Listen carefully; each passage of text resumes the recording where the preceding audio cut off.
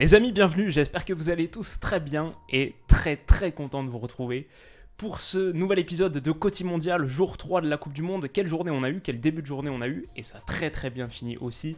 Avec cette victoire des Bleus, cette victoire de l'équipe de France, 4 buts à 1, on va analyser tout ce match et ça va durer longtemps parce qu'il y a beaucoup de choses à dire. On va se passer plein d'images, on va parler d'Olivier Giroud qui était extraordinaire, de cet homme Kylian Mbappé qui a été dingue aussi, Adrien Rabiot, son match au milieu de terrain, taille patron, plein de choses à dire. Et Antoine Griezmann, moi, mon préféré, celui qui a le moins staté, entre guillemets, mais que j'ai trouvé vraiment dingue, et peut-être la très bonne nouvelle pour cette équipe de France, de retrouver un Antoine Griezmann à ce niveau. On va parler de toutes ces choses, vous voyez un petit peu le programme, il va y avoir une très longue section sur l'équipe de France, je vous donnerai ma note du match à la fin. Sur cette vidéo, on a à la fois la seconde meilleure note du mondial pour l'instant, et la pire de très loin, qui va intervenir dans quelques minutes. Je vous rappelle également que la section prono en fin de vidéo est sponsorisée par BetClick et leur offre de réduction, leur offre de bienvenue, vous y avez accès avec le code promo WILLOU. Je referai tout un passage sur les avertissements et les conditions en fin de vidéo. On est parti donc sur cette équipe de France qu'initialement j'ai trouvé très basse, un petit peu dans une optique 2018, attendre avant tout pour peut-être ensuite aller exploser en transition, mais je trouvais que l'Australie avait trop le ballon et ça s'est matérialisé par ce premier but où Souttar, ici, dont on avait parlé dans la preview, le Golgoth défenseur central qui finalement était remis, a envoyé un ballon oblique à destination de son ailier. Là, Lucas Hernandez se blesse sur l'action, triste. Le truc qui fait que la France encaisse ce but, au-delà du manque de pression et de la malchance sur Lucas Hernandez, c'est à mon avis Benjamin Pavard qui ici défend pas très bien la situation, qui va plutôt préférer rentrer intérieur pour couvrir peut-être cette passe-là, mais la réalité, je ne sais pas trop, parce que ce gars-là, oui, Jackson Irvine, il n'y a pas de souci. Là, c'est pris par, je pense que c'est Konaté, mais le danger, bien sûr, il va se matérialiser, comme on le sait, au second poteau. Et cette course-là, elle laisse un très gros vide ici au second poteau, ce qui permet à l'Australien d'être trouvé et de finir. Bon, belle finition. Ça fait 1-0 pour les Bleus au bout de 10 minutes qui perdent en plus Lucas Hernandez sur blessure. Grave blessure, a priori c'est les croisés ou quelque chose de très grave au niveau du genou. On va attendre de voir les examens médicaux. Mais pas rassurant du tout. Et ce match commençait vraiment de la pire des manières. Coup de froid pour l'équipe de France. Je trouve que la réponse a été correcte, appropriée. Il y a eu un moment où ça s'est surtout reposé sur Kylian Mbappé qui lui était taille patron du début à la fin sur ce match, a pris ses responsabilités, a fait très mal à l'Australie, même sur la première période où on n'était pas au top. Mais voilà, la mine des mauvais jours pour Didier Deschamps et un vrai coup glacial pour démarrer.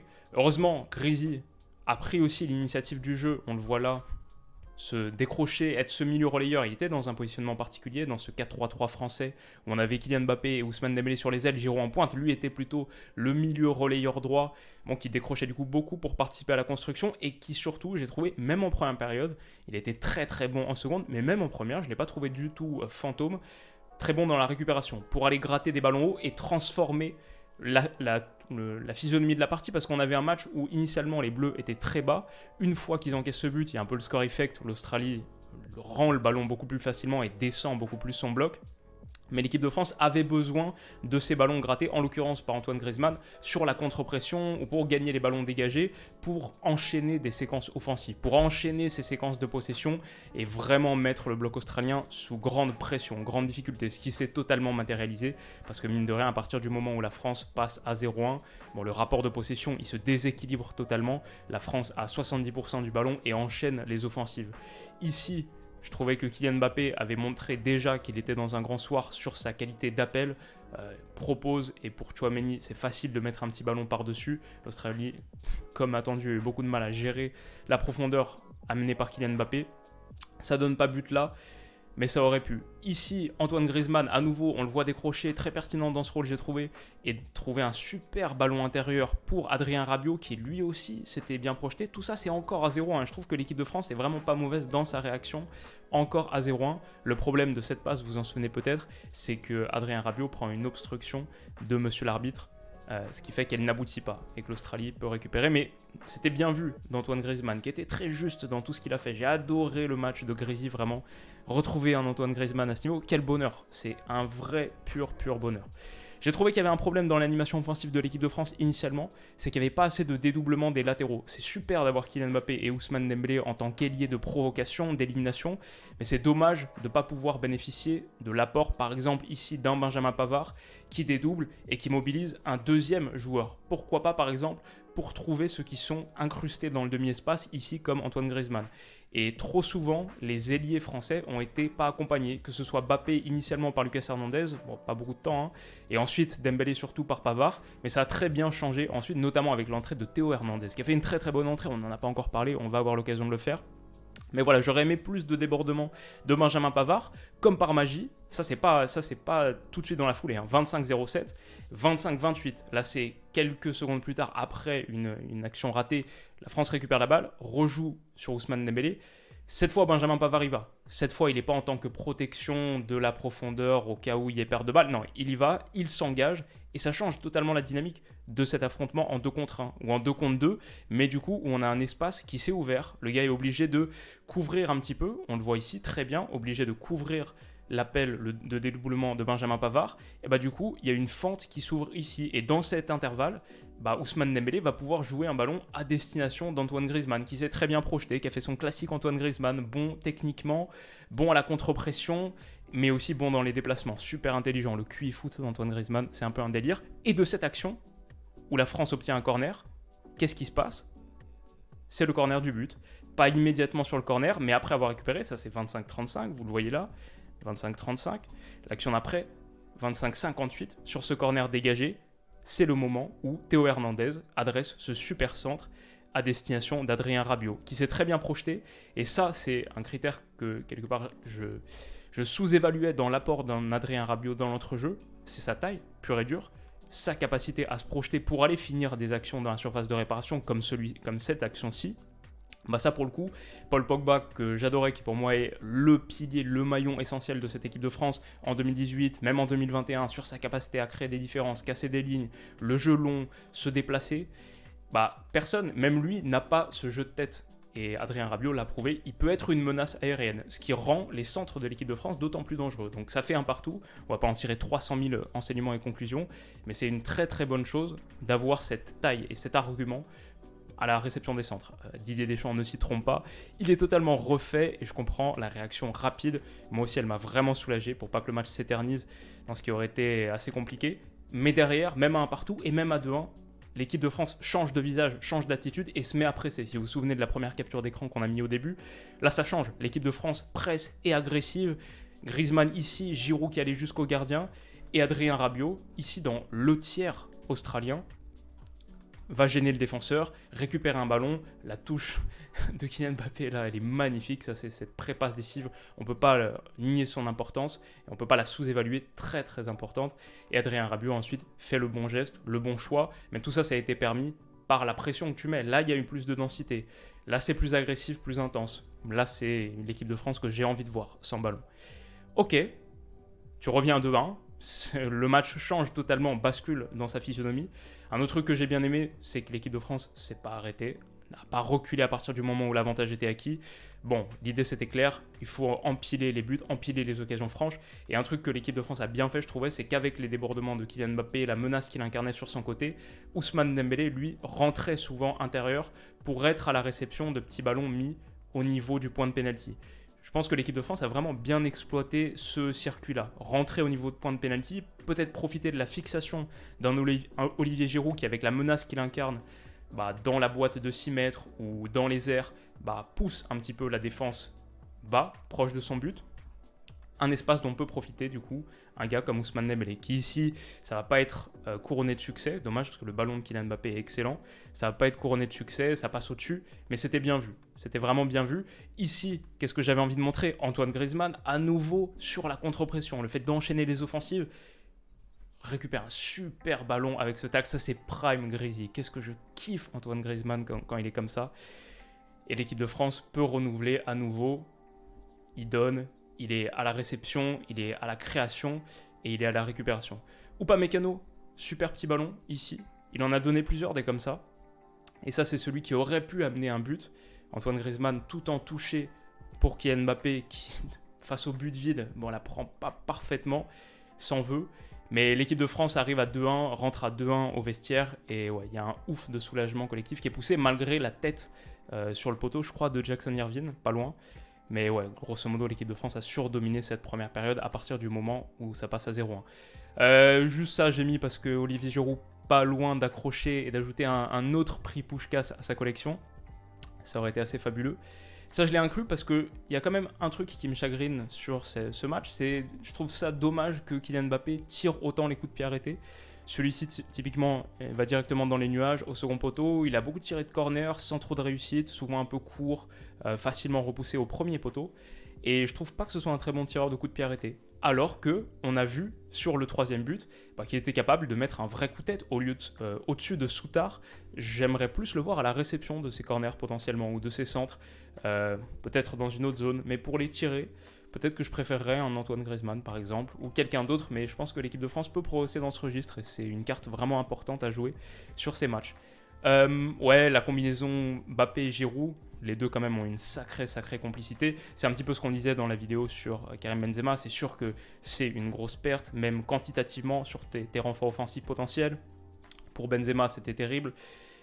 En revanche, les combinaisons Mbappé, Griezmann, Giroud, c'est le summum de l'équipe de France. Je pense qu'on l'a vu à nouveau sur ce match. Giroud placé dans ce rôle qui peut remettre en une touche classique la patte derrière en talonnade pour Mbappé lancer. Ça aussi, ça aurait pu faire but. Mbappé a eu pas mal de grosses occasions et il faut un retour salvateur de l'Australien pour que ça passe au-dessus. Griezmann, à nouveau à la création. Je sais pas, cette image, elle est belle, non? Et ensuite, pour s'appuyer sur Giroud, pour aller renverser à destination de Théo Hernandez qui s'est bien proposé dans le couloir. Ça aussi, ce qu'il a apporté. Finalement, je sais pas, l'équipe de France n'est pas vernie sur les blessures, vraiment pas. Mais à chaque fois, on peut y voir presque un mal pour un bien. Pas sur Kanté, Pogba, pas encore, même si le match de Tchouaméni et de Rabiot sont bons. Les matchs de Tchouaméni et Rabiot sont bons. En revanche, sur le forfait de Lucas Hernandez, moi j'ai trouvé que ce qu'apportait Théo Hernandez était vraiment très intéressant. Ici, sur la continuité de cette action, petit appui sur Kylian Mbappé, qui aussi dans son jeu de remise a été très bon. Théo Hernandez remet en retrait pour Griezmann qui conclut, ça doit faire but, c'est sauvé sur la ligne. Griezmann aurait largement mérité un but sur une action dont il était à l'initiative. Il a fait quel match il a fait. Théo Hernandez, à nouveau, on le retrouve là, un petit ballon intérieur pour Kylian Mbappé. Ces angles de passe trouvés par Théo Hernandez sont excellents. La frappe ou le centre fort de Kylian Mbappé au second poteau ne trouve personne, si ce n'est Ousmane Dembélé de l'autre côté, qui va s'amuser et réussir à délivrer un super centre. Quand je dis s'amuser, pas du tout, juste créer un petit décalage par ses feintes de frappe, feintes de centre, juste très bonne petite mobilité dans le petit espace pour trouver l'angle, le centre pour Kylian Mbappé qui reprend de la tête, son but amplement mérité, cette célébration, peut-être que vous avez une petite indication dans les commentaires, c'est pas celle que je connais le mieux, mais en tout cas il reprend au-dessus de Harry Souttar, et encore une fois, pour moi il devrait être à la réception des corners, des coups de pied arrêtés, quand tu vois le jeu aérien qu'il a, et qui commence à avoir. Upamecano à nouveau sur ses passes obliques pour casser une ligne super ici pour trouver Kylian Mbappé. Ouais, quand Mbappé est comme ça, juste injouable. Il a fait un énorme match, bien sûr. Du coup, ça finit avec quoi? Un but, au moins une passe décisive, peut-être une deuxième, je perds le compte. Mais ici, délivré à destination d'Olivier Giroud, qui plante, lui, un doublé, co-meilleur buteur de l'équipe de France. Il égale le record de Thierry Henry, c'est largement mérité. À nouveau sur ce délice de ballon d'Antoine Griezmann, Kylian Mbappé aurait pu en ajouter un autre, mais son contrôle est un petit peu raté. Il s'en veut terriblement d'ailleurs. Mais ouais, ça finit là-dessus, ça finit sur un 4-1 pour l'équipe de France.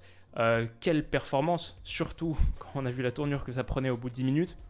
J'ai envie de relativiser, évidemment l'Australie, il me semble que c'est la 40e nation au classement FIFA. Je crois que ça en fait peut-être la 6e ou la 7e pire de cette Coupe du Monde. C'est un match d'ouverture, il reste beaucoup de chemin. Mais l'équipe de France, nous look, a montré de belles choses. C'était le premier match d'Adrien Rabiot en Coupe du Monde. But, passe décisive, activité au milieu, récupération, match solide et rassurant pour lui. Tchouaméni, on peut dire la même chose, dans une moindre mesure, moins d'activité offensive, mais quand même garant d'une certaine solidité. Upamecano, Konaté, c'était pas parfait, notamment avec ballon, Konaté parfois, mais grosso modo, serein. Théo Hernandez, son entrée. Griezmann, son niveau. Ça, c'est pour moi le plus gros motif de satisfaction. Et on peut dire la même chose sur Olivier Giroud, Kylian Mbappé, Ousmane Dembélé aussi, que j'ai bien aimé. Ouais, j'en oublie peut-être, mais cette équipe de France m'a vraiment beaucoup plu. On relativise, c'est que l'Australie. prends les choses petit à petit. Mais pour cette note sur 20 donc des Bleus, j'ai mis 15 parce que j'ai pris beaucoup de plaisir à regarder ce match. Je trouve que même la manière dont il était filmé, le contraste de couleurs, bleu, jaune, il y avait suffisamment de distance de caméra pour qu'on voit tactiquement ce qui se passe. Techniquement, cette équipe de France, c'est une sacrée équipe. L'Angleterre, j'ai beaucoup aimé ce qu'elle a produit. Après, c'est contre l'Iran, c'est contre l'Australie. On nuance bien sûr. Mais techniquement, cette équipe de France, c'était propre.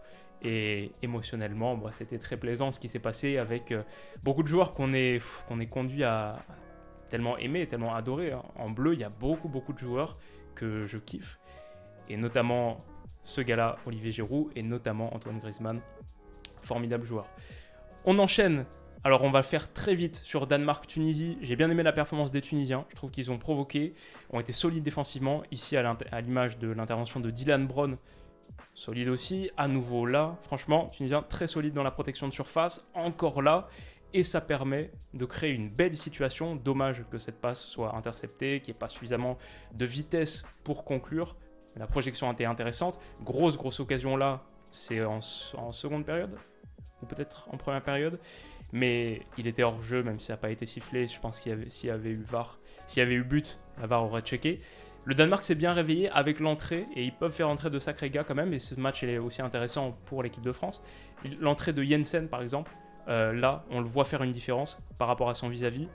Hop, déséquilibré et trouver un très bon ballon intérieur à destination de Christian Eriksen qui s'est proposé là entre les lignes dans le demi-espace, qui va conduire et déclencher une frappe extérieure de surface où il faut un bel arrêt pour que la Tunisie s'en sorte. Très bel arrêt.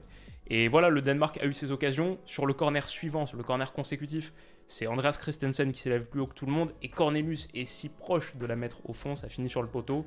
A noter aussi, et ça je vais en reparler dans ma preview de France-Danemark qui arrive bientôt, les combinaisons sur coup de pied arrêté des Danois.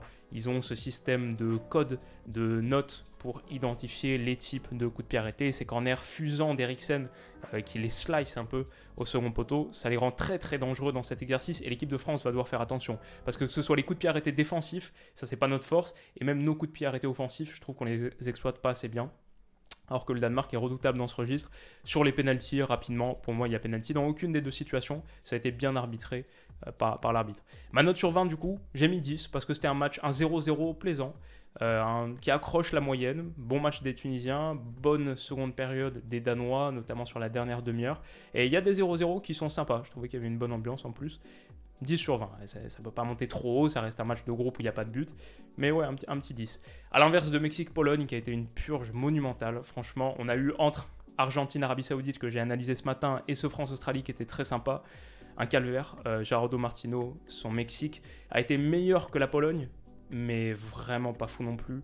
Techniquement, la Pologne, typiquement sur cette situation là, quand tu es trouvé dans cette poche d'espace, pourquoi est-ce qu'il n'y a personne ici pour proposer quelque chose de plus vertical et plus tranchant?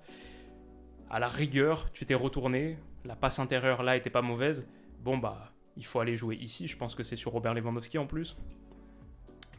Malheureusement, le choix qui va être retenu va vous surprendre. C'est celui d'une conduite de balle vers l'arrière pour aller trouver ce gars-là. Et même pas comme ça, en tranchant un petit peu. Non, ça va être dans les pieds et de manière aérienne. La Pologne gâche totalement l'avantage spatial qu'elle s'est procuré. Et ça, c'était typique des offensives polonaises, grosso modo. C'était vraiment très pauvre. Ici, il y a une récupération qui est intéressante, mais la Pologne est si basse, son bloc est si bas, que du coup, tu récupères et il n'y a personne qui t'accompagne. Il y a Robert Lewandowski qui est là, mais sinon, tout le monde est si loin du porteur. Et puis, il y a un manque de qualité technique terrible qui fait que ça bombarde un ballon à 5 mètres sur Robert Lewandowski qui ne peut pas le contrôler. C'est perdu et c'est une grosse occasion gâchée par la Pologne. Le Mexique, de son côté, cherchait plutôt à temporiser dans le style un peu de ce Mexique de Tata Martino qu'on connaissait. C'est assez calme, plat, grosse possession et on voit là Memo Ochoa au bout de 18 minutes dire tranquille, calma. Mais non, pas calma, mec, il faut mettre un peu de piment dans ce match face à une Pologne qui est très prenable. En plus, avec l'Arabie Saoudite qui l'a emporté contre l'Argentine, il faut prendre les points là où tu peux les prendre. Et voilà, j'ai trouvé grosso modo un match techniquement pauvre. Ici, ce centre de Robert Lewandowski, sa destination va vous surprendre, c'est là. Et le penalty qui est donné, je le trouve un petit peu litigieux. La réaction des supporters polonais m'a amusé et très très intense. En même temps, je comprends, dans un match qui était assez pauvre. Et puis l'opportunité de gagner enfin ton premier match de phase de groupe pour une Pologne qui subit cette malédiction depuis un moment. Mais je le sentais un petit peu venir. Alors voilà, c'est facile à dire après. Mais Robert Lewandowski, je le sentais très très nerveux. Et quand tu te présentes face à Memo Ochoa, qui est une légende des Coupes du Monde, bon, il est très très mal tiré ce penalty. Ochoa l'arrête, mais cette localisation pour un penalty pour Robert Lewandowski, qu'on connaît particulièrement doué dans cet exercice, il a montré qu'il était un peu nerveux et affecté par cette situation. Et ouais, la réaction n'est pas à la hauteur de la réaction qu'il y a eu au moment du penalty confirmé par l'arbitrage vidéo. Ma note sur 20 du coup. Alors que désolé, j'ai vu que j'avais pas changé l'écran. Mexique-Pologne, on est bien sur Mexique-Pologne. Ma note sur 20, c'est la pire que j'ai donnée pour l'instant. J'espère ne pas descendre aussi bas sur les matchs qui suivent, mais vraiment c'était le moment de la sieste. Pour ceux qui sortaient du taf après un super Arabie Saoudite, Argentine en début de journée, qui s'est dit ah j'ai raté ce match-là, au moins je vais pouvoir me refaire sur Mexique-Pologne, parce que j'ai trouvé ça catastrophique, vraiment atroce, 3 sur 20. Et j'ai fait un petit tweet provocateur, j'ai dit l'Arabie Saoudite peut finir avec 9 points dans ce groupe, et c'est pas ce que j'aurais pensé tweeter en début de journée, évidemment, parce que ce qu'ils ont proposé, c'était tellement plus enthousiasmant que Mexique ou Pologne. Maintenant, voilà, je dis ça un petit peu de manière pour rigoler, parce que ces matchs-là seront forcément très différents. Je pense que l'Arabie Saoudite, c'est ça qui est intéressant aussi dans ce qu'elle a produit contre l'Argentine, c'est que son plan tactique est parfaitement adapté à ce match-là, mais la configuration sera tellement différente. C'était tellement un plan d'un match, d'un jour, que j'ai hâte de voir ce que cette équipe a dans le ventre dans d'autres contextes. Peut-être un où elle doit un peu plus faire le jeu. La Pologne, par exemple, laisse totalement le ballon à son adversaire. On finit avec la section prono, qui est sponsorisée par mon partenaire BetClick. Vous avez accès à leur offre de bienvenue jusqu'à 100 € en free bet remboursé sur votre premier pari s'il est perdant. Les free bets, c'est des crédits de jeu non retirables. Je précise, cette offre, elle est accessible avec le code promo Willou. Un code promo qui me rémunère à chaque fois que vous l'utilisez. Si vous inscrivez pour la première fois que vous l'utilisez, il me rémunère, il m'aide beaucoup, comme il m'a beaucoup aidé sur l'Euro 2021. Je précise quand même, c'est rémunéré. Et bien sûr, les paris sportifs interdits aux mineurs. Soyez responsable dans votre pratique, pas de trop grosses sommes, que de l'argent que vous pouvez vous permettre de perdre, parce que ce qui est le plus probable, surtout en cette période de Coupe du Monde, on l'a vu ce matin à 11h, c'est qu'on perd. Les matchs sont très très difficiles à anticiper, c'est ça qui fait leur sel, et c'est ça qui fait le bonheur de ce mondial. Et qu'est-ce que j'ai dit d'autre ? Ouais, voilà, jouer comporte des risques, le bandeau est là. Les matchs de demain, ils sont très sympas. Maroc-Croatie à 11h. Match nul, j'ai mis. Ce serait un très très beau résultat pour le Maroc contre une Croatie qui est peut-être la meilleure équipe du groupe. C'est dans le groupe de Belgique-Canada. Mais le Maroc a des armes, le Maroc a des arguments. Et un nul à 3-20, ça pourrait être une solution. J'ai mis un partout, ça pourrait être une possibilité, pas une solution. Et j'ai mis un partout, on verra. Pour l'instant, j'ai eu aucun bon score, je crois, sur ces... Et mes pronos sont désastreux. J'ai juste Mexique-Pologne, match nul, et Angleterre, la victoire de l'Angleterre contre l'Iran. Waouh, quel 2-20 que j'ai passé, donc me faites pas trop confiance. Allemagne-Japon, j'ai mis la victoire de l'Allemagne, mais ça c'est un match que j'ai trop hâte de suivre. C'est peut-être celui-là qu'on analysera en milieu de journée. En milieu de journée, on va analyser un match, que ce soit Maroc-Croatie ou Allemagne-Japon. Si c'est Allemagne-Japon vers 17h, il y aura aussi du coup un mot sur Maroc-Croatie. Mais si le match Maroc-Croatie est totalement dingue, on interviendra directement. Il y aura au moins deux vidéos demain, Maroc-Croatie, Allemagne-Japon, et bien sûr le soir, l'analyse de Belgique-Canada qui va être énorme. Pour Allemagne-Japon, je mets 3-1. Je pense que l'Allemagne, j'ai trop hâte de voir cette Allemagne. L'Allemagne de Musiala, de Müller, de Gnabry, de Havertz, de Kimmich, de Rudiger, de Neuer. Je crois que Sané est out potentiellement. Mais ouais, 3-1, je pense que ça va être un match super excitant pour une Allemagne qui a aussi des petites difficultés sur les postes latéraux. Défensivement, c'est pas le plus costaud. Donc, et ce Japon, de Junya Ito, de Daichi Kamada, de Takehiro Tomiyasu, peut-être Takekubo s'il rentre, parmi d'autres, Morita du Sporting que j'aime bien. Ça va être cool à suivre. Espagne-Costa Rica, bon, l'Espagne va peut-être nous faire un match à 80% de possession. Elle est à 1,15. On verra, hein. Elle est capable de nous surprendre. Ferran Torres, Sarabia, Morata en pointe, c'est pas le trio le plus prolifique ou le plus tueur. Mais je vois quand même une victoire de l'Espagne dans le match qui sera peut-être pas le plus piquant et excitant. Ça peut être un peu soporifique l'Espagne, mais c'est ce rouleau compresseur qui est très très dur à battre, comme à l'Euro. Donc je vois une victoire 2-0 de l'Espagne contre le Costa Rica. Tout autre scénario serait vraiment une vraie surprise. Et on va découvrir aussi ce Costa Rica, qui est une équipe que je connais moins bien. Mais j'ai mis 2-0 pour l'Espagne. Et enfin, Belgique-Canada, ça c'est le match où je joue une partie de mes analyses d'avant-tournoi, parce que j'ai dit, le Canada sera l'équipe surprise du mondial. J'ai vraiment hâte de les voir à l'œuvre. Alphonso Davies, Tejon Buchanan sur les deux côtés, David, Larin, au milieu, Eustáquio je pense, aux côtés de Hutchinson peut-être, d'Ismaël Koné que Stan nous a conseillé de suivre. S'il est titulaire, je pense pas, peut-être plus en impact sub.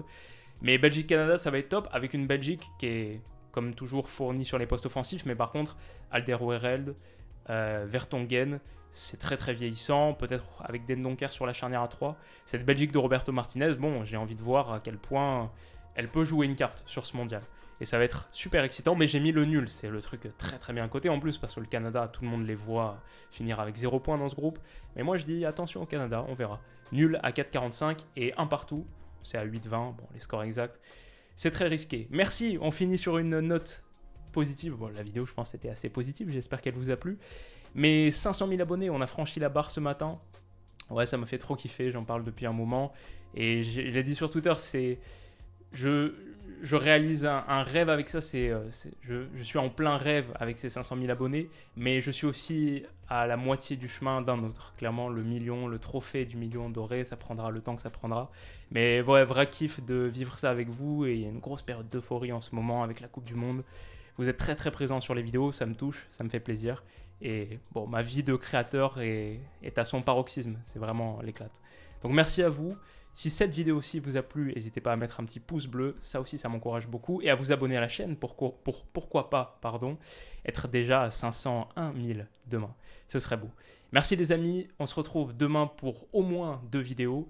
Prenez soin de vous et de vos proches, passez une excellente soirée, et la semaine de mondial et de Coty Mondial continue, ça va être dingue. Bisous les potes, ciao.